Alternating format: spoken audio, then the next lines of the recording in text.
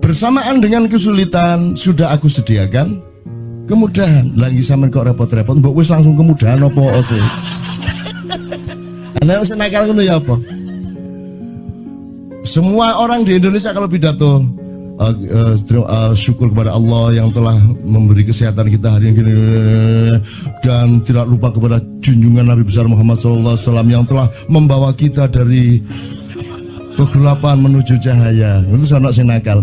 Gusti Allah ya repot-repot mbok wis langsung cahaya apa ose dadak kegelapan barang gitu loh. Loh, tapi memang dramanya seperti itu dan Allah maunya dialektika kemesraan yang seperti itu. Jadi Anda jangan hidup di dalam satu penggalan sehingga Anda kebingungan dalam penggalan itu. Anda harus transenden, harus melihat keseluruhan dari metabolisme yang Allah ciptakan itu sehingga Anda senyum-senyum. Iya, kawopo. Iya, ngerti aku. Ya ampun, nggih, ngertas kula. Ngertas kula. Ya makanya kan kata rahasia, Ustaz ya, tolong dalam tasawuf, kata rahasia itu kan sangat mesra. Kalau sudah Allah ngomong sirrun, asrarun gitu ya, itu kan salah satu kemesraan itu karena kita punya rahasia, punya ketidaktahuan, punya kesulitan, punya kebingungan. Kalau kita nggak punya kesulitan, nggak enak. Makanya ya, saya doakan mudah-mudahan Anda penuh kesulitan hidup Anda. Oke teman sekalian, alhamdulillahirrahmanirrahim. Pokoknya pulang dari sini ingat ya, kamu harus masing-masing sendiri dan kamu harus menemukan. Oh enggak masalah, saya cari keris kok. Saya cari keris dan pasti pedangnya dapat, pasti cangkulnya dapat. Percaya itu, percaya. Enggak, maksudnya Pak Cul itu kan manajemen ekonomi, manajemen fiskal, keuangan, whatever, ya toh. Ini kan semua teman-teman ini bukan keranjang yang kita masuki bahan-bahan. Mereka ini kan mesin pengolah. Nanti pulang mereka mengolah. Ya. Jadi yang kita kasih ini kan apa? Pancingan-pancingan gitu Mas Adi. Beberapa hal bisa kita tiru dari Singapura.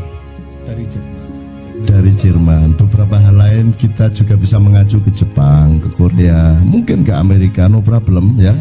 Tapi saya pribadi kalau disuruh negara Indonesia ini menjadi seperti Singapura, saya tidak mau. Kalau disuruh seperti Amerika, tidak mau saya. Kalau disuruh seperti Hong Kong, apa Cina, apa Korea, Jepang, tidak mau saya. Tapi kalau kita belajar beberapa hal kepada mereka, saya oke. Tapi kalau kita ingin maju menjadi seperti mereka, aku mau wes kayak sama iyahan. Iya. Mutiara di dalam kehidupan budaya dibuang, mutiara dalam kehidupan politik dibuang, di kehidupan apa aja mutiara dibuang. Kita hormati ketika SD, SMP, SMA tok, begitu naik mahasiswa dia harus ikut kerikil, betul enggak? Kalau Olimpiade SD, SMP, SMA menang terus kita sedunia, kita ini mutiara bangsanya. Tapi begitu jadi mahasiswa dia sudah mulai berpikir mencangkul bagaimana punya pedang ikut punya pedang kan gitu. Akhirnya kerisnya hilang dan sekarang sudah memuncak semua itu.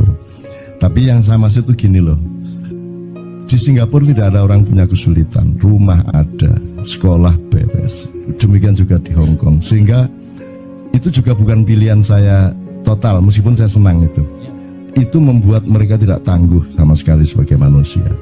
Mereka tidak pernah mengalami kesulitan. Mereka dilindungi apa saja oleh pemerintahnya. Mereka terlindung, polisinya melindungi, hukumnya melindungi. Di Indonesia kan Anda tidak dilindungi siapa-siapa. Tidak dilindungi hukum, tidak dilindungi polisi, bahkan Anda diancam, diporotin, direpotin, tidak karu-karuan. Hasilnya adalah manusia Indonesia menjadi manusia yang penuh kemandirian, yang penuh ketangguhan. Jadi mari kita pertahankan negara yang buruk ini. Nah itu dialektika namanya Mas. Hidup itu pilihannya seperti itu, dinamis gitu ya. Jadi saya mencoba menjadi partner Anda, sparring partner Anda untuk menunjukkan sisi yang lain supaya Anda tidak hitam putih. Gitu loh, ya. Satu. Nomor dua. Ya nggak ada dong negara yang seburuk ini saja kebudayaannya dan kehidupan sehari-harinya paling nyaman di seluruh dunia. Nggak ada di seluruh dunia orang bisa kumpul beribu-ribu orang sampai jam 3 pagi, jam 4 pagi sampai besok malam juga nggak ada masalah toh. Ya toh. Dan saya di daerah-daerah itu nutup jalan besar, jalan Pantura ditutup, udah karu-karuan bis. Sampai jam berapapun nggak ada masalah. Terus saya suruh hidup di Singapura. Telung dino aku wis tak obong kabeh sih. Emang ngerokok gak oleh, golek bajigur gak ono, golek sego pecel gak ono, golek konco guyon angel, wong kabeh betutut kabeh. Terus gaya apa urip kene? Demikian juga di Amerika, di Korea. Makanya nyuwun sewu Ustaz Somad, saya kan selalu diminta mengayomi anak-anak saya di Korea, di Taiwan, Makau, Hong Kong. Saya ke sana syaratnya saya mau rutin ke sana sama Mbak Novia dan Kiai Kanjeng dengan syarat saya bukan ustadz. Syaratnya adalah saya bapakmu, Mbak Novia ibumu, saya datang. Maka kamu tidak boleh bertransaksi kepada saya. Kamu tidak usah repot-repot jemput saya akan datang sendiri, tenang aja. Tidak usah nyewain mobil, tempatnya seadanya yang kalian mampu. Itu. Nah, kenapa? Karena saya tidak tega sama orang Hong Kong. Saya tidak tega sama orang Korea. Saya tidak tega sama orang Taiwan. Mereka hidupnya penuh penderitaan. Mereka hidup di kupon-kupon doro, ditumpuk-tumpuk. Hidup di apartemen sempit 4x4 meter. Mereka tidak punya halaman rumah. Mereka tidak punya burung perkutut. Mereka tidak punya pagar. Mereka tidak punya tetangga. Karena mereka tidak kenal siapa di kiri kanannya. Mereka tidak punya yang semua kita punya di sini. Mereka tidak punya sholawatan. Mereka tidak punya campur sari. Mereka tidak punya dangdut. Mereka tidak punya sholat tahajud. Ya, mereka tidak punya apa-apa. Mereka menderita. Mereka cuma tahu satu hal, bekerja dari jam 8 pagi sampai jam 8 malam. Karena selama bekerja, mereka hanya ingat pekerjaannya dan lupa siapa dirinya. Sehingga mereka tidak cemas selama bekerja. Begitu mereka selesai bekerja, Ardi, mereka baru ingat bahwa dia adalah dirinya. Sementara dia tidak kenal siapa dirinya. Loh, iki aku ta? Aku iki sapa sih, Rek? Nah, mereka bertanya. Mereka tidak mengerti surga neraka. Mereka tidak punya Lauhil Mahfud. Mereka tidak punya Jibril, Mikael, Israfil. Mereka kesepian. Mereka tidak punya Jen Efrit. Mereka tidak punya Kiai Grengsing di Gunung Merapi, Mbak Jumadil Kubro yang mengurusi Wedhus Gembel. Mereka tidak punya siapa-siapa. Mereka kesepian. Mereka tidak tahu dari mana asalnya dan tidak mengerti akan kemana besok-besok setelah mati. Kasihan mereka. Maka kita kirim TKW ke sana. Gitu. Mereka jadi bahagia. Dipertahankan anak-anak kita di sana itu oleh keluarga-keluarga, oleh perusahaan-perusahaan dan oleh pemerintah. Mereka takut kalau kehilangan kita. Karena dengan kita mereka denger-nyereng sholatullah, salamullah gitu. Ih, ketenangan nih. Jadi saya tuh tidak tega sama mereka. Bukan saya menyantuni TKW. Wong TKW kita itu karena pengalamannya menjadi manusia tangguh di sini, di sana mereka lebih tangguh dari juragannya. Sing nyentak-nyentak itu arek-arek.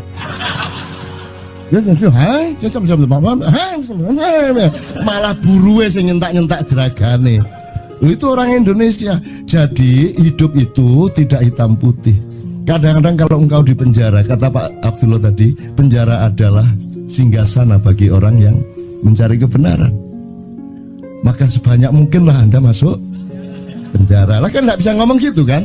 Jadi hidup itu tidak kayak gitu. Hidup itu begitu luasnya dan ulang-alik minal masjidil haram minal masjidil aqsa. Minal masjidil aqsa ilal masjidil haram, terus ulang-alik. Seneng galau, terus menerus. Kan gitu Mas. Jadi menurut saya setuju sama semua perbaikan yang Anda lakukan, tapi jangan sampai kita kehilangan kekayaan itu maksud saya. tidak ada di seluruh. Kalau kita nanti bikin negara dengan undang-undang yang sangat ketat, terus jam 10 bengi itu guyon gak oleh. Ya ta? Antum di Mesir itu kalau kedengaran di Mesir loh, gurung London loh. Kiai Kanjeng jam 9 pagi sudah keluar rumahnya ngerokok bareng guyon kok ditekani polisi. Coba guyon gak oleh kalau negara capopo. Goreng gerai gak oleh. Tetangga bau telepon polisi. Ini negara capopo. Makanya kalau ngomong kebudayaan dan manusia dan rakyat itu tidak ada lain kecuali kita. Wah wes. Coba di seluruh dunia mana ada forum yang di panggung semua merokok kayak gini? Ayo cari di belahan dunia yang manapun, dan semua datang dan semua tanpa batas. Tidak perlu ada perlindungan, tidak perlu ada keamanan, betul enggak? Tidak perlu dijaga siapa-siapa, karena kita adalah orang yang menjaga, bukan orang yang dijaga. Kan begitu? Kita semua adalah orang yang memelihara republik ini, bukan orang yang mengancam republik ini. Gitu loh. Bahkan kita jaga wis kono nyolong sakake sakarep. Gitu. Bingung iki cek bingung iki. Aku juga gak. Oke, teman sekalian ya. Jadi terakhir sekali saya lupa satu terminologi lagi. Jadi kalau yang Anda inginkan itu Toto Tentrem Kerto Raharjo, ya, itu Singapura sudah, ya, Amerika sudah, ya, Korea Selatan, Utara pun sudah, Utara pun lumayan, gitu kan, Cina sudah, gitu kan, Amerika Latin sudah. Tapi jangan lupa Hitler dulu juga lebih bagus daripada Kuba. Jangan lupa Fir'aun itu bertahan 1300 tahun itu dinastinya karena sudah Toto Tentrem Kerto Raharjo Gemah Ripah Loh Jinawi. Kalau cuman itu cita-cita kita, Hitler juga sudah mencapai, Fir'aun juga sudah mencapai. Tapi di dalam prinsip dari Allah itu semua dirumuskan dengan baldatun thayyibatun, titik. Itu cukup udah merumuskan semuanya tadi. Tapi Allah memberi dimensi berikutnya, yaitu Warabbun Ghafur. Silakan sejahtera, tapi ada enggak sesuatu yang aku marah? Tapi kalaupun ada, asal engkau tidak besar-besar benar kesalahanmu, aku masih menyiapkan ghafurku untukmu. Aku masih Warabbun Ghafur, aku. Jadi pedoman hidup kita sederhana. Malam sebelum tidur dihitung yang mana yang Rabbun Ghafur, yang mana yang tidak Rabbun Ghafur dari perbuatan saya sehari ini. Cuman itu tok, sederhana sekali. Gitu. Nah, Rabbun Ghafur ini tidak dipenuhi oleh seluruh dunia. Gitu loh. Kalau jadi mending mana sekarang? Kita tidak begitu sejahtera, tapi kita berjuang terus sampai Allah terharu sehingga pasti kita diampuni. Meskipun kita tetap miskin-miskin juga, tapi Allah mengampuni. Kita kaya raya, beres, bareng-bareng maling, makmur, Gemah Ripah Loh Jinawi, tapi Allah tidak mengampuni. Yang mana yang dipilih? Saya kembali ke idiom lama. Ada dua rumah, yang satu bertengkar terus sehingga ganggu orang se-RT lah. Piring dibanting, kocok disawati, teriak-teriak, orang semua nggak bisa tidur. Karena apa? Karena suaminya selingkuh. Maka mereka bertengkar tiap malam. Rumah sebelahnya tenang, ada musik yang mengalun, tentram. Toto Tentrem Kerto Raharjo. Kenapa? Karena suami maupun istri sama-sama selingkuh. Kon milih di, kamu milih yang mana? Yang mana yang namanya Toto? Jadi kalau Toto Tentrem Kerto Raharjo itu, Doli juga Toto Tentrem Kerto Raharjo. Penuh kelembutan, penuh pelayanan, penuh harum-haruman, betul enggak? Penuh kasih sayang, penuh kenikmatan. Toto Tentrem Kerto Raharjo. Udah kalau gitu mari kita bikin Doli nasional. Nah, Mas Adi malam ini belajar bahwa kehidupan lebih luas dari itu. Tapi khususon yang beliau omongkan itu kita dukung sepenuhnya di wilayah itu. Tapi jangan sampai kita kehilangan yang sudah kita punya, kekayaan-kekayaan ini. Karena ini nggak ada di seluruh dunia, Jo. Yang ini guys. Di Malaysia iso nggak pengen ini? Ayo, nggak bisa di Malaysia begini nih. Kalau di Indonesia pemerintahnya enggak masalah, kenapa? Karena enggak tahu. Ono apa gak ero ya apa katanya? Jadi enggak masalah, makanya di sini sangat longgar untuk manusia, sangat longgar untuk kebudayaan, sangat longgar untuk silaturahmi, betul enggak? Begitu Anda ke luar negeri, dimanapun kelonggaran itu hilang. Makanya bunuh diri sangat besar di Korea, segala macam. Di Makau itu tak lihat, aduh mesake wong-wong itu.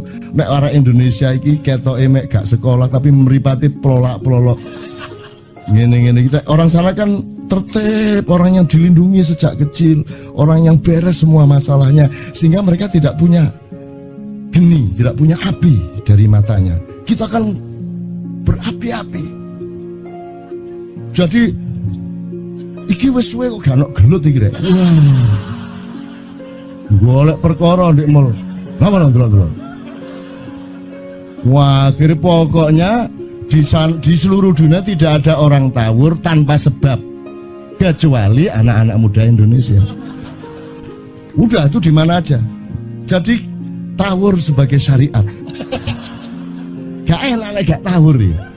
Lho temenan iku. Saya bisa cerita detail soal ini ya, di Malaysia, di Hong Kong, di Korea, saya bisa cerita detail mengenai tawur dan bagaimana cara mengatasinya, siapa tokoh-tokohnya, yang jagoan siapa, yang cuman rame-rame siapa, saya bisa cerita detail. Tapi ini bukan saatnya. Yang penting tolong kita jangan kehilangan ini. Negara mau maju kemanapun harus tetap terjamin kemerdekaan yang penuh kemesraan di dalam kebenaran dan kebaikan. Ini karena beliau tadi mengatakan mengenai penyakit dengki, hasad itu tidak di otak tapi di hati. Itu ya. Padahal Allah dulu meniupkan roh Adam, yang ditiup oleh Allah itu ada tiga macam tiupan roh. Yang satu di kepala sehingga Adam kemudian wahing, terus ditiupkan di dada, di hati, kemudian ditiupkan di perut dan syahwat. Itu yang ketiga. Itu pilihan bagi manusia mau mengelola hidupnya dengan kepemimpinan akal atau kepemimpinan hati atau kepemimpinan syahwat kan gitu, atau dan butun ya, perut. Satu. Nomor dua, referensinya kalau Anda nanti pulang ada yang sempat besok lah ya gitu, baca surat An-Nur ayat 35. Di situ ada idiom dari Allah. Miskah itu artinya dirimu. Nah di dalam dirimu itu ada misbah. Misbah itu artinya hatimu. Kemudian al-misbahu fi zujajah. Yang ketiga zujajah. Itu akalmu. Nanti ada pencapaian yakatu zaituha yuti walau lam tamsa sunar. Nanti kalau sudah ada dialektika yang benar, manajemen yang benar antara dada dengan kepala, antara hati dengan akal. Kalau Sunan Kalijogo antara menyambung kembali dengan kayu jati, kepalanya orang-orang dengan dada, dengan tubuhnya orang-orang. Itu sebenarnya lambang dari kalau kamu ingin menemukan kesejatian hidup, maka sambunglah akalmu dengan manajemen yang baik dengan hatimu. Nah, dalam surat An-Nur 35 itu ditunjukkan oleh Allah bahwa kepemimpinan manusia ada pada hatinya dan bahaya ada pada akalnya, dan bahaya manusia itu terletak di potensi hatinya. Ini agak terbalik dengan romantisme mainstream kita sekarang yang sangat mendewakan kolbu gitu ya. Kan padahal kolbu ini di situ sumber segala mara bahaya juga. Karena dia lebih dekat ke syahwat dibanding akal. Kalau akal itu dilepas di atas sehingga dia jauh dari syahwat. Karena hatimu itu tidak ada batasnya, dia tidak mengerti regulasi. Hatimu itu ingin apa saja tanpa batas. Kamu disuruh dikasih gaji berapapun, dinaikkan berapapun, hatimu pasti mau. Tapi pikiranmu mengontrolnya. Jadi al-misbahu fi zujajah itu artinya hatimu itu dihelmi, dikurung atau dibatasi oleh akalmu. Kalau kamu nurutin hatimu, ingin ini, ingin itu, ingin baik, kayak apapun kamu akan hancur kalau tidak dengan manajemen dari akal. Jadi sebenarnya Kim dulu lebih bagus kalau manajemen kolbu oleh akal atau dengan akal. Kalau kolbu tidak bisa memanage dirinya sendiri, maka Allah kasih akal. Maka manusia itu ciri utamanya adalah diberi akal oleh Allah. Itu kalau Anda lihat bolam ini, itu bolamnya ini kaca yang menyerubungi cahaya itu yang menyelubungi kabel yang pijar itu namanya akal. Nah, dalam hidup manusia jangan sampai arus cahaya di kabel positif negatif yang ketemu itu melelehkan kacanya.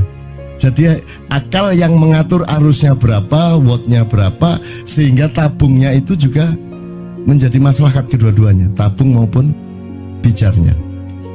Nah, banyak manusia yang disebut hasad karena di dalamnya penuh arus hasad, maka kacanya pecah, kacanya meleleh, zujajahnya meleleh. Dan itulah yang terjadi di Indonesia. Kalau Anda membaca konstelasi apapun saja itu semua versi kedengkian A atau versi kedengkian B sesungguhnya. Tapi saya tidak bisa ngomong panjang, tapi kuncinya seperti itu, coba Anda teliti kembali.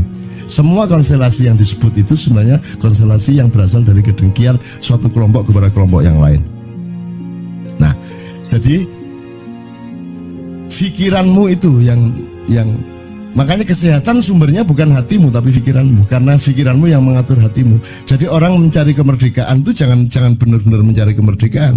Kemerdekaan itu jalan untuk menemukan batasan. Jadi yang kita tuju itu batasan. Kalau kamu tidak mengerti batasmu, kamu kerikil ditaruh di kaca mutiara mau kamu karena kamu tidak mengerti batasmu. Kan begitu. Kalau manusia menemukan batasnya, maka dia sejati dan dia suci dan dia selamat. Itu kira-kira. Doa ya, tapi intinya seperti itu. Tolong baca surat An-Nur. Nanti Anda akan punya pencapaian yakatu zaitu hayudi walau tamsa sunar. Pikiran dan hatimu dengan manajemen yang baik, nanti akhirnya kamu itu tidak usah dikasih dorongan apapun, tidak perlu motivasi, itu kamu menyala. Yudi walau lam tamsa sunar, kamu itu bisa menyala.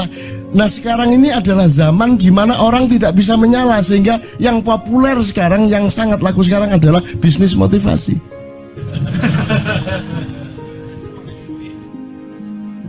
Ya toh? Motivasi. Lu kurang apa kamu cari motivasi? Karena tidak benar manajemenmu itu. Masa sih kata sembahyang butuh motivasi, kata berbuat baik butuh motivasi. Saya sambung sama Asmaul Husna sedikit ya. Saya tanya Mas, kalau ndak ada Quran, ndak ada Islam, Anda tempeleng istri apa tidak? Anda bunuh orang ndak? Anda nyuri ndak? Apa untuk tidak mencuri nunggu Quran dulu? Jadi sesungguhnya Al-Quran itu intinya, energinya dan aspirasinya sudah ada di dalam dirimu. Seandainya tidak ada Islam pun, kamu tidak akan berbuat jahat kalau kamu benar-benar manusia sejati. Kan begitu? Nah, ini sudah dikasih Quran, sudah dikasih Asmaul Husna. Kamu tidak kagum lagi sama Asmaul Husna. Tidak ada orang kagum sama Asmaul Husna, diterima begitu aja tanpa perasaan. Wala wajilat, wama wajilat kulubuhum, dan tidak tergetar hatinya. Kamu tahu nggak? Emang gimana kamu bisa tahu Tuhan itu? Gimana mau meneliti kayak apa, mau bertapa kayak apa supaya kamu tahu Tuhan? Tidak mungkin kamu tahu Tuhan. Tidak mungkin mengalami dan mengetahui pemahaman apapun mengenai Allah. Satu-satunya jalan adalah Allah ngasih tahu kamu tentang Dia, betul tidak?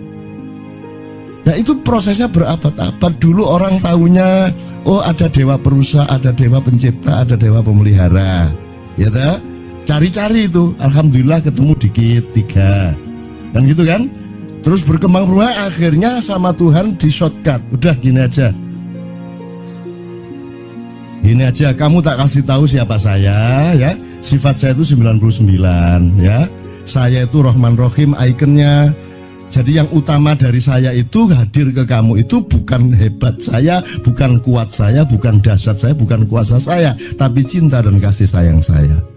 Makanya kita selalu tiap hari mengucapkan Bismillahirrahmanirrahim, karena ikon utama Allah itu Rahman Rahim, bukan Syadid, wal Qawi, wal Matin, wal Jabbar, wal Qahir, wal Qahar. Enggak. Itu kekuatan-kekuatan yang hanya kalau terpaksa itu dikeluarkan. Karena Allah ingin bermesraan sama Anda. Orang yang ditawarkan cinta kok, wajahnya aja wajah cinta kok. Makanya Rahman Rahim. Sekarang Anda minder, kalau Kristen ajaran kasih, kalau Islam ajaran perang, kan gitu.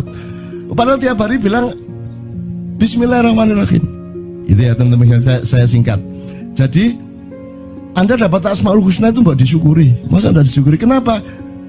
Karena manusia memang konsumtif. Jadi makanya Allah itu selalu memberi firman-firman untuk mendorong penelitian. Coba sekarang tanya kepada dokter yang pernah meneliti, apa ayat penelitian coba. Paling ngomong Iqra gitu dokter. Kamu sebut ayat apa saja, saya tunjukkan bahwa itu dorongan untuk penelitian. Ngono lho rek. Wes sebutan ayat sendiri wes.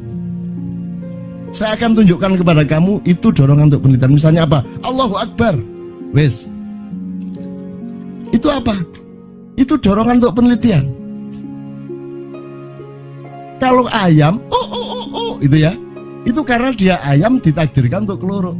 Tapi kalau manusia mengucapkan Allahu Akbar karena ada asal usulnya. Ngapain kamu Allahu Akbar itu? Allahu Akbar itu kan ketika kamu kagum, ketika kamu takjub, ketika kamu terharu, Allahu Akbar, atau ketika kamu dalam bahaya besar. Kan begitu. Jadi harus ada pengalaman empiris sedemikian rupa yang menyangkut getaran hatimu dan terguncangnya jiwamu, baru kamu ucapkan Allahu Akbar. Jadi Allahu Akbar itu output dari peristiwa jiwa Anda yang meneliti macam-macam. Lihat pohon, ya Allah, Allahu Akbar, indah banget. Karena Anda meneliti pohon, ngelihat cacing, ngelihat apa-apa. Jadi itu semua harus penelitian dulu baru Allahu Akbar. Apalagi kalimatnya gini, Rabbana ma khalaqta hadza batila. Ya Allah, wahai Tuhan kami, tidak ada yang sia-sia Engkau ciptakan. Tuhan yang ngasih kalimat seperti itu. Kalimatnya kalau Anda ngerti retorika, kan mestinya Tuhan ngomong gini, sesungguhnya tidak ada yang sia-sia yang Aku ciptakan. Inna apa? Kaifastat. Seharusnya kalimatnya Tuhan tuh enggak Rabbana ma khalaqta hadza batila, tapi kalimatnya Allah, wa ma khalaqtu kulla syai'in batilan. Wah, gitu mestinya. Enggak, Tuhan enggak gitu. Tuhan didik kita, mengayomi kita. Kalimatnya itu untuk kamu ucapkan, bukan untuk diucapkan oleh Allah. Manusia yang mengucapkan, wahai Tuhanku, sesungguhnya Engkau tidak sia-sia menciptakan ini. Untuk ngomong gitu kan kamu neliti dulu. Ada apa kok ngomong gak sia-sia? Iya bojo ketoke pesek tapi ya Allah, Rabbana ma khalaqta hadza batila. Ketoke rada merongos, ketoke rada ngene tapi ngabektine poli. Rabbana ma khalaqta gitu loh. Anda mengalami sesuatu karena penelitian dan penghayatan Anda, baru Anda ucapkan Rabbana ma khalaqta hadza batila. Kalau enggak, ngapain tiba-tiba ngomong itu? Hari raya itu Allahu Akbar, Allahu Akbar. Itu malaikat tolah-toleh. Ono apa arek kok ngomong Allahu Akbar? Lu karena hari raya dulu. Lu kalau ngomong Allahu Akbar karena hari raya sama dengan ayam itu berkokok karena dia ayam. Selama Ramadan dia menghayati sesuatu, banyak hal yang dia alami karena puasanya, karena itikafnya, karena tahajudnya, betul enggak? Karena tarawihnya, maka akhirnya dia bertumpuk-tumpuk ketakjubannya dia kepada Allah, sehingga begitu tiba hari raya dia sudah tidak tahan lagi untuk mengucapkan Allahu Akbar. Ngono loh, iki kan apa-apa ngomong Allahu Akbar, malaikat toleh-toleh. Lan apa niku arek niku? Embu aku ya wis putus asa, gendeng kabeh arek iki. Gitu ya teman-teman sekalian ya. Jelas ya. Maka bersyukur, Asmaul Husna lewat gitu saja. Padahal semua yang paling dasar ketakjuban. Apa yang melebihi ketakjuban? Lah Anda tidak takjub sama apa-apa. Bagaimana kalau manusia tanpa ketakjuban? Itu sudah bukan manusia, karena alat-alat utamanya tidak dipakai. Itu kemudian terakhir satu sebelum Mas Tejo ya. Mas Tejo setelah itu monggo. Karena Mas Tejo akan mengelaborasi itu dengan pengalaman kebudayaan dan kebatinannya.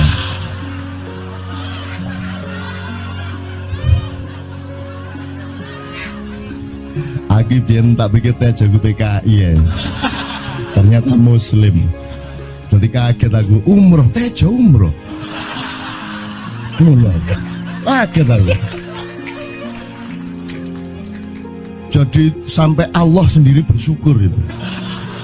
Alhamdulillah. Udah, kalau Gusti Allah bersyukur. Loh MH gimana kok ngomong Allah bersyukur? Loh, Allah itu asyakur. Allah itu maha bersyukur. Jangan lupa, dia menyebut dirinya dan menunjukkan kepadamu bahwa dia itu maha bersyukur. Sebenarnya kan tidak masuk akal, Allah kok bersyukur. Tapi begitu rendah hatinya Allah kepada hambanya sehingga dia sendiri bersyukur. Jadi malaikat, ya Allah, lihat hambamu dari situ Bondo umroh ya Allah. Mana tahu? Itu kan. Terus Allah dingin-dingin saja. Bril, kamu ndak baca Lauhul Mahfuz itu apa? Lu napa? Oh, sudah saya tulis. Tahun sekian, tanggal sekian umroh, nginap di rumahnya Syekh Nur Somad sama Mbak Fatin. Sudah saya tulis, kamu ndak hafal sih gitu. Sudah saya sendiri yang memberi hidayah kepada dia. Mana mungkin Tejo ingat saya kalau saya tidak mengingatkan dia tentang saya, kan gitu kan. Itu dialog antara Allah sama Jibril pada waktu itu, karanganku dewe. Loh ya kan, untuk kebaikan dan kemesraan kan boleh mereka-reka drama-drama seperti itu ya. Tapi tidak kok terus jadi nas. Menurut Cak Nun, nah, kamu yang goblok. Jangan hidup menurut Cak Nun. Hidup sekali kok menurut Cak Nun. Menurut ulama, menurut Syekh ini, menurut Maulana ini, menurut Ibnu Arabi, menurut Ibnu Taimiyah, menurut gak kabeh. Hidup itu menurut Allah, menurut Rasulullah. Titik. Ngono. Kok menurut Cak Nun? Salahmu dhewe. Ojo hidup menurut Cak Nun ke aku diseret-seret karo pengadilan Gusti Allah kok. Iki jarene nglakoni ngene mergo awakmu ngono. Lah salahe dheke wong kula mek ngomong kok ngono kok. Ya saja, bener gak? Itu tauhid. Makanya Anda itu jangan sibuk ngomong iman. Harus sudah selesai soal iman itu. Gitu loh. Wah, ini iman kita harus setok. Kamu itu kalau sudah bertauhid, itu sudah nggak punya jarak iman lagi. Gitu loh. Sudah otomatis itu.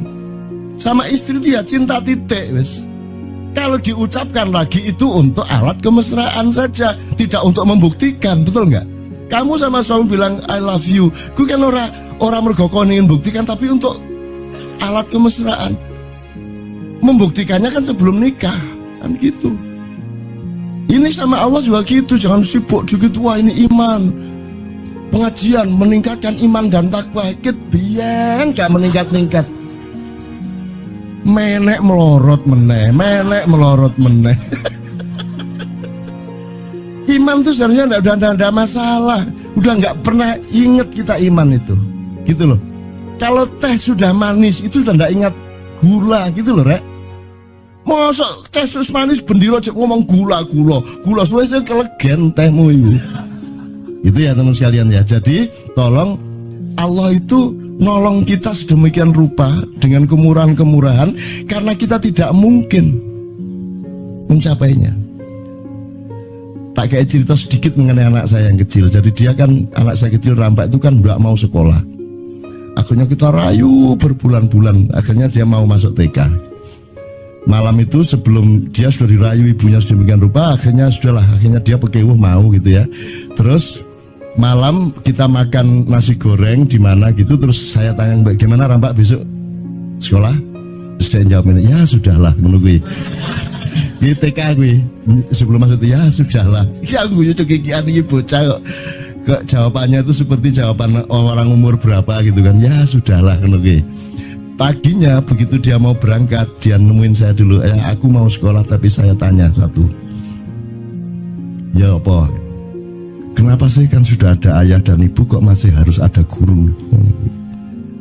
Ya kan guru kan asistennya ayah ibu, kan ayah ibu kan waktunya tidak banyak, maka bikin asisten. Nah, ngono. Oh gitu ya, untuk bantuin ayah. Oke, terus dia berangkat sekolah. Pulang sekolah langsung nemui saya, ya aku mau tanya ya apa? Agama itu penting kok. Mbok. Bikinnya aku Ustadz langsung tak upload gitu kan. Ngomongnya dengan emosi dan ngenyek itu loh, bahasa Jogja. Ya agama penting kok. Wah dah, aku terpaksa menjawab dengan spontan gini loh.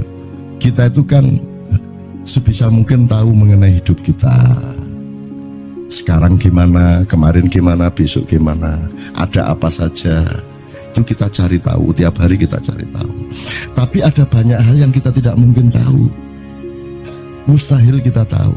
Misalnya Tuhan itu gimana, alam semesta itu gimana, seharusnya kita nggak tahu. Nah, satu-satunya jalan Tuhan ngasih tahu kita, Rampa.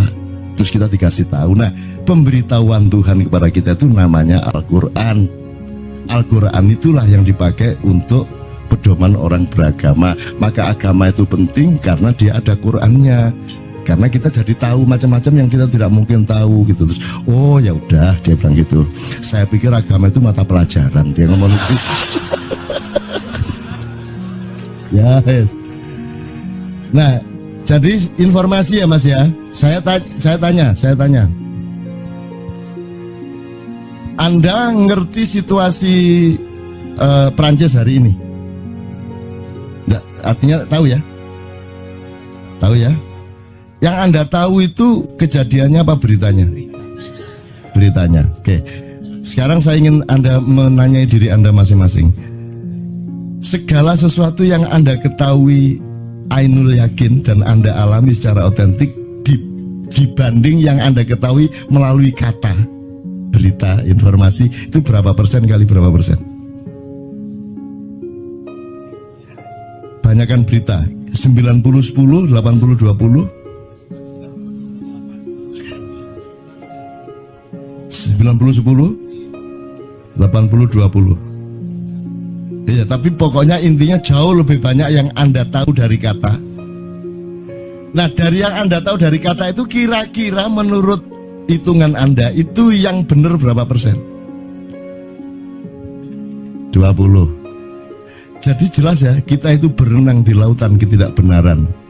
Kita berenang di lautan yang belum tentu benar ya. Kita berenang di lautan syubhat kalau bahasa Islamnya. Jelas ya? Oke. Allah itu maha menghisab, karena makanya matematika itu ilmu paling murni, paling suci itu karena urusan agama nomor satu itu hisab. Iya toh? Nomor satu itu hisab, dan hisab, yang menghisab itu Allah, bukan kita, bukan ustadz, bukan kiai, bukan siapa-siapa. Dan Allah pernah mengatakan, saya kira di sini aja yang cerita mengenai orang Badui terakhir ya, orang Badui keliling Ka'bah, dia mengucapkan ya Karim, ya Karim, ya Karim, ya Karim, terus ada laki-laki di belakangnya tawaf juga dan mengucapkan ya Karim, ya Karim, ya Karim, ya Karim, ya Karim, sampai akhirnya si orang Badui ini noleh, kamu ngapain kok niru-niruin saya? Terus laki-laki itu bilang, lu saya nggak niru-niruin kamu, saya memang ingin mengucapkan zikir ya Karim, ya Karim. Udah, akhirnya jalan lagi, tapi yang belakangnya terus ya Karim, ya Karim, ya Karim. Akhirnya marah ini si Badui. Badui bilang, kalau kamu niru-niruin saya terus, nanti kamu saya kasih tahukan kepada Muhammad kamu. Orang yang paling saya imani, orang yang paling saya cintai, orang yang paling saya percaya, orang yang paling membuat hidup saya sangat hidup, itu Muhammad namanya. Terus orang di belakangnya bilang, kamu sudah ketemu Muhammad belum? Belum. Saya sudah keliling-keliling di Mekah tadi, belum tahu di mana Muhammad. Akhirnya saya muter-muter di Ka'bah ini. Terus Rasulullah kurang pinter acting kan? Tapi Rasulullah tidak tahan saking cintanya kepada orang itu, akhirnya dia mengatakan, ya Arab, akulah Muhammad yang kau cari. Wah, akhirnya si Arab ini, si Badui ini memeluk Muhammad sedemikian rupa. Terus tiba-tiba Jibril datang, disuruh Allah, ya Muhammad, Allah yuballigh assalam ilaik, Allah menyampaikan salam kepadamu. Oh ya, waalaikumsalam warahmatullahi wabarakatuh. Gue tahu salam-salaman karo Gusti Allah. Lewat pasar, assalamualaikum. Terus dia bilang, waalaikumsalam. Kalau tulisan di langit, wah, asik tau kan? Asik lagi. Allah menyampaikan salam kepada Muhammad. Oh, waalaikumsalam. Apa yang bisa saya dengarkan dari Allah? Allah menitipkan pesan, katakan kepada Yahudi itu. Apa dia pikir kalau dia menzikirkan ya Karim, ya Karim, ya Karim, wahai yang maha mulia, wahai yang maha santun, apakah lantas dipikir aku tidak menghitung dosa-dosanya? Kata Allah melalui Jibril lewat Muhammad dikatakan kepada Badui, Allah mengatakan kepadamu, apakah kamu pikir kalau kamu wiridan ya Karim sambil mengelilingi rumahnya Allah, lantas Allah tidak menghitung dosa-dosamu? Si Badui marah aja kayak konco. Kalau Allah berani menghitung-hitung, akan aku hitung dia. Wani-wani ngitung tak hitung genti kon ya. Gitu. Muhammad kaget loh, wah iki arek situ bondo ya. Muhammad kaget. Jibril juga langsung menyampaikan kepada Allah. Terus Allah mengatakan, katakan kepada Badui, bagaimana mungkin dia menghitung-hitung saya, kata Allah. Terus Muhammad menyampaikan, wahai Badui, bagaimana kau menghitung Allah? Allah yang menghitung kamu. Terus Badui menjawab, kalau Allah berani menghitung dosa saya, aku akan menghitung ampunannya. Kalau Allah berani menghitung kekhilafan dan kekeliruan saya dan ngawur-ngawurnya ngomongnya saya, aku akan hitung permakluman dan kedermawanan dia kepada saya. Coba seimbang apa tidak? Aku yakin permakluman dan ampunan Allah akan lebih melimpah-limpah dari kesalahan saya. Gitu ya. Jadi mulai meneh metu oma, ayo wani-wani ngitung. Wani-wani ngitung tak hitung ganti kan. Ya. Terus tahu nggak jawaban Allah?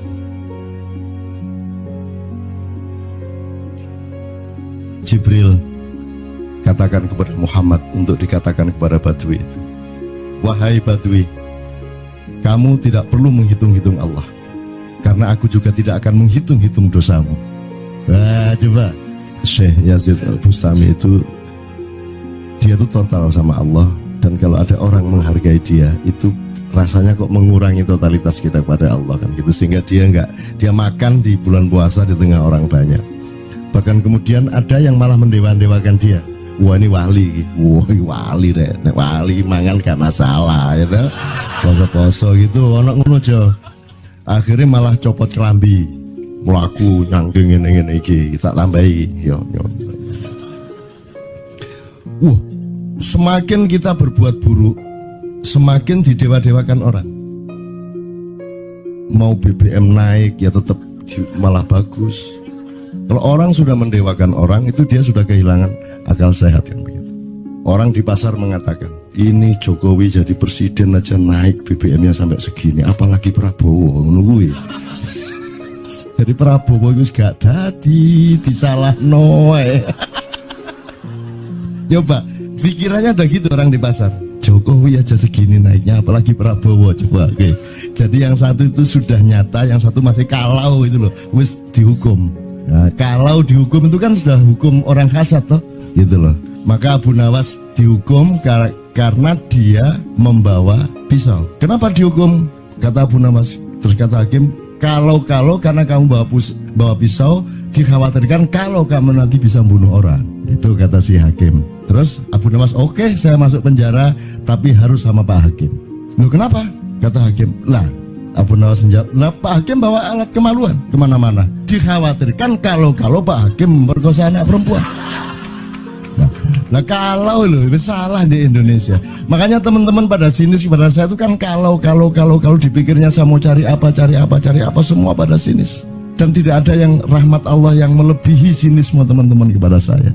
Tidak ada rahmat Allah melebihi saya dianiaya di Indonesia. Saya tidak diletakkan di tempat yang seharusnya. Saya tidak dibukakan peluang untuk menggunakan hak-hak saya. Tidak ada rahmat Allah melebihi penganiayaan Republik Indonesia kepada saya. Ya saya kadang-kadang kepingin buktikan aku tak standing comedian. 3 jam 3 jam. Kalau ada yang bergerak, tak santet. Nggak, maksudku mergo tak santet. Ya ilmu sihir gampang kok. Sihir itu ilmu gampang. Nggak ada yang pergi. Karena mereka mencari sesuatu yang tidak ada batasnya untuk menemukan. Nggak akan pergi mereka. Ini mau sampai jam 6 kuat tuh. Dan itu tidak hanya berlaku di Makkiyah, dimanapun. Yang tidak kuat kan bupatinya, gubernurnya, kapolres, arek-arek beres kabeh. Dan itu seluruh Indonesia tidak ada masalah, sudah tidak ada masalah. Jadi tidak benar kalau hukum saya melakukan ini justru untuk melawan hukum industri. Kata siapa harus di channelnya dipindah, kalau gini maka terus dibikin acara gini-gini supaya orang tidak pindah channel. Buktinya saya 8 jam non-stop gak pindah channel. Ya tolong pelajari di daerah sana juga kalau soal ini loh, ini soal kebenaran kebenaran komunikasi karena saya memang tidak mau di TV swasta nasional. Dan kalau ada teman-teman dari TV nasional harap diketahui mau nyuwun sewu, saya memang tidak mau. Saya ingin membuktikan bahwa ya banyak yang harus saya buktikan. Itu loh. Gak ono apa rumah samu nek gak nang TV nasional terus gak terkenal ngono ta. Terus gak ono wong njaluk salaman ngono ta ya. Saya ingin membuktikan bahwa komunikasinya Allah itu tidak hanya lewat mata dan telinga. Saya masuk ke dalam gelombang di mana orang yang tidak pernah ketemu saya kangen sama saya. Arep ngopo kowe? Iki nek ngene iki suwe-suwe TV kromo ya nek ngene carane. Kayak teman sekalian mohon maaf ya, pokoknya ini semua ini kalau diteruskan menjadi kegagahan. Dan kegagahan itu tidak boleh. Yang gagah hanya Allah Subhanahu wa taala. Itulah untungnya Allah memberi fenomena yang namanya puasa. Tidak semua hal yang kita ketahui kita ungkapkan. Tidak semua pertanyaan harus kita jawab. Justru pertanyaan itu ada yang jawabannya adalah bukan jawaban. Begitu saya menjawab, dia menjadi bukan jawaban. Karena jawabannya adalah saya tidak menjawab itu. Loh coy, ngerti tak? Ngerti tak? Bahkan kalau diterusin ya, makanya tadi saya bilang, kamu nggak butuh iman, kamu sudah menyatu sama Allah dan seluruh hidupmu itu pertimbangan nomor satu Allah. Kamu nggak perlu iman lagi. Kamu sudah teh manis, nggak perlu tambah gula lagi. Iman itu kan proses perjuangan. Makanya untuk ikhlas ya, malam hari ini yang harus kita amati, jangan sampai mengurangi keikhlasan Anda dan saya. Karena Anda jangan jadi orang ikhlas kalau tidak kuat menanggung bebannya. Karena orang ikhlas itu terpaksa kadang-kadang cacat-cacat keikhlasannya. Kenapa? Kalau orang ikhlas memberitahukan bahwa dia ikhlas, orang menjadi tidak percaya dia ikhlas, batal juga ikhlasnya. Tapi kalau kamu tidak bilang kepada orang itu bahwa kamu ikhlas, dia akan melakukan kamu sebagai orang yang tidak ikhlas. Angel ikhlas itu gak diomongno karo, diomongno batal. Oke, tapi tidak apa-apa ya Allah, ya Rabbi ya Karim, betapa kayanya Allah ini ya. Betapa kayanya. Dan Anda jangan menurut siapa. Jadi kalau ada orang bilang, wah ini masuk neraka, terus gue percaya kan gitu kan. Loh, Anda bilang keter aku mlebu neraka. Wis keter sampean, goblok ya sampean keter. Wis ket biyen aku mlebu neraka. Aku nang swarga soalnya ndek kono dapurmu. Kan ngono kan. Mau aku gitu kan. Ini cara kita guyon sampai Azhadi Siregar ya, Bang Hadi. Itu mengatakan kalau pakai retorika ikhlas itu begini. Kata Rasulullah, tangan kanan berbuat, tangan kiri jangan sampai tahu. Kalau perlu di hadapan manusia umumkan bahwa kamu tidak sholat, untuk menyembunyikan bahwa sesungguhnya kamu rajin sholat. Gini lah cane, ya. Tapi ojo percaya, kamu harus tetap tidak percaya supaya kamu menyangka dia tidak sholat benar gitu loh. Karena kebutuhan dia seperti itu. Bahkan Bang Hadi bilang lebih tinggi lagi. Gini loh, ikhlas itu kalau perlu kamu sholat tuh jangan sampai ketahuan Allah. Iya coba. Iya, lu jasa toh itu, dhuwur banget toh. Itu kan kalau kita ngomongnya linear kan marah kita, masa sampai Allah enggak tahu. Loh, itu retorika namanya, itu sastra namanya. Sastra itu enggak kok terus fi kulli sumbuhatin mi'atu habbah. Kalau kamu beramal satu itu seperti pohon yang jumlahnya 70 berbuah 100 masing-masing, sehingga kalau kamu kasih 1 juta kamu akan dapat 700 kali lipat. Loh, Allah itu bukan guru matematika. Itu retorika untuk menyangatkan. Misalnya wong wedok, kalau kamu senyum itu sedekah yang bayarannya sama dengan sholat tarawih. Oh kata gitu. Sebenarnya asal usulnya itu Kanjeng Nabi tarawih tutuk omah bojone merengut. Kira-kira loh Jo.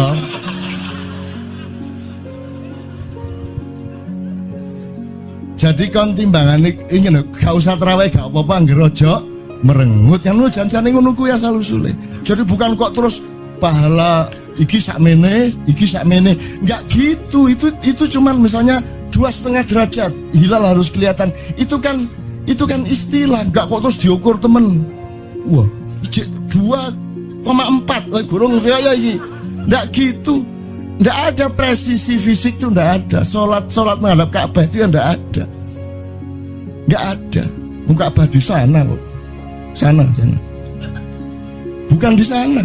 Di sana buminya bulat kok. Sembayang ini kan.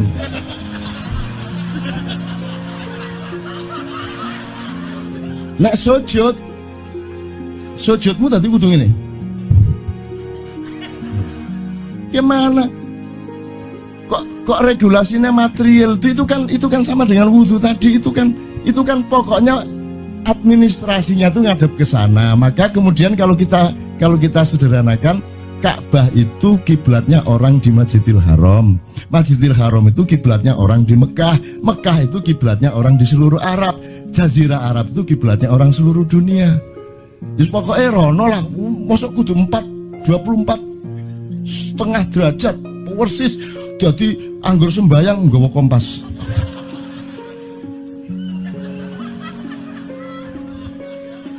Terus ono malaikat nggawa pecut.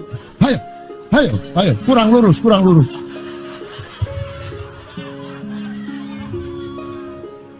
Iki agama ta latihan tentara ya. Oke, ini saya kalau ingat cambuk ini jadi ingat ada fatwa juga, Jo. Anda satu sama saya segala macam itu kan orang yang tidak punya apa-apa. Ya toh, makanya kita juga amalnya sedikit secara material gitu kan. Tapi pokoknya Anda jangan, saya ingatkan lagi yang belum dengar aja, yang dengerin ya. Pokoknya jangan beol bawa cambuk gitu ya. Ya sudah jelas. Ini ternyata ada yang lebih dahsyat, Mas. Jadi ada seorang caleg di Jombang. Gede gambare. Aku numpak becak. Becake karo genjot. Alah, dapur murek. Lho napa, Pak? Iku lho. Gambar niku lho. Apa gambar? Alah wong nek sing nggo pecut karek nyalek barang. Lho maksudnya ngising nggo pecut ya napa? Ngeten lho, Pak. Niku nek sing ten kali terus saya ditotol liwak niku mboten trimo, dipecuti.